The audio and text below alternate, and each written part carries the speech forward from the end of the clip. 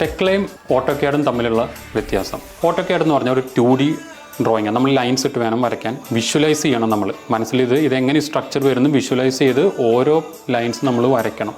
പിന്നെ ഇതിൻ്റെ ക്വാണ്ടിറ്റി നമ്മൾ കൊടുക്കണം. നട്ടും ബോൾട്ടും സ്റ്റീലെല്ലാം പർച്ചേസ് ചെയ്യാനായിട്ട് ഈ ക്വാണ്ടിറ്റി നമ്മൾ മാനുവലി നമ്മൾ ടൈപ്പ് ചെയ്തെടുക്കേണ്ടി വരും, കാൽക്കുലേറ്റ് ചെയ്തെടുക്കേണ്ടി വരും ഓട്ടോക്യാഡിൽ. പിന്നെ ഓട്ടോക്യാഡിൽ ഹ്യൂജ് കോംപ്ലക്സ് സ്ട്രക്ചേഴ്സ് ഒക്കെ ചെയ്യാമെന്ന് പറഞ്ഞാൽ കുറേ ഡിഫിക്കൽട്ടാണ് ഓട്ടോക്യാഡിൽ ചെയ്യാനായിട്ട്. അതേപോലെ തന്നെ കോംപ്ലക്സ് സ്ട്രക്ചേഴ്സ്, ഇപ്പോൾ ബിൽഡിങ്സ് ഒക്കെ സ്പൈറലായിട്ട് വരുന്ന ബിൽഡിങ്സ്, ചെരിഞ്ഞ് വീഴുന്ന ബിൽഡിങ്സ്, അങ്ങനെ വലിയ ചലഞ്ചിങ് ആയിട്ടുള്ള ബിൽഡിങ്സ് ഒക്കെ ഓട്ടോക്യാഡിൽ ചെയ്യാമെന്ന് പറയുന്നത് വളരെ ബുദ്ധിമുട്ടാണ്.